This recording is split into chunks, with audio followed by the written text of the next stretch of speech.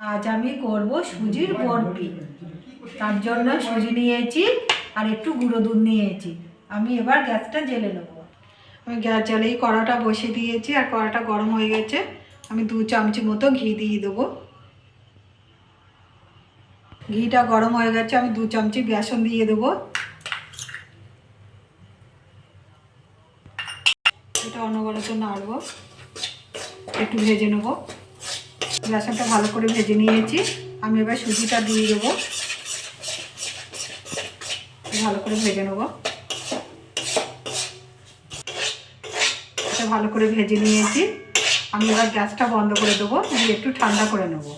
আমি এটা ঠান্ডা করে নিয়েছি। আমি একটু গুঁড়ো দুধ দিয়ে দেবো, দিয়ে ভালো করে মিশিয়ে নেব। এটা আমি ভালো করে মিশিয়ে নিয়েছি। আমি এবার ঢেলে নেব। এটা আমি ঢেলে নিয়েছি। একটা থালা নিয়েছি স্টিলের, আমি ওর মধ্যে ঘি দিয়ে দেবো। এটা হাত দিয়ে ভালো করে মাখিয়ে নেব। থালাটায় ভালো করে ঘিটা মাখিয়ে রেখে দিয়েছি। গ্যাস জ্বালেই কড়া বসিয়ে দিয়েছি আর কড়াটা গরম হয়ে গেছে। আমি যে বাটি মেপে সুজি নিয়েছি সেই বাটি মেপে আমি চিনি দিয়ে দেবো। বাটির হাফ জল দিয়ে দেবো, দিয়ে চিনিটা শিরা করে নেব। আর 2 এলাচ থেতো করে গুঁড়ো করে নিয়েছি, আমি এটা দিয়ে দেবো। একটু লবণ দিয়ে দেবো।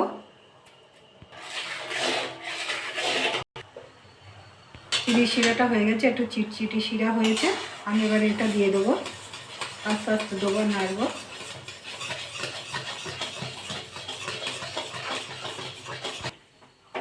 এটা আমার হয়ে গেছে, আমি এবার নামিয়ে নেব।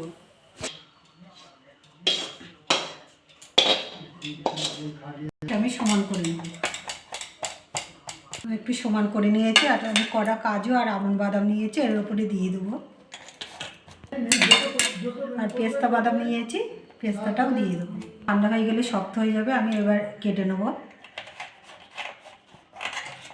পিস করে কেটে নিয়েছি। আমি এবার তুলে দেখাবো সাজিয়ে। দেখুন কি সুন্দর হয়েছে। এরকম করে বাড়িতে করে খাবেন। খেয়ে ভালো লাগলে আমার চ্যানেলটাকে লাইক করবেন, শেয়ার করবেন, কমেন্ট করবেন, সাবস্ক্রাইব করবেন। ধন্যবাদ।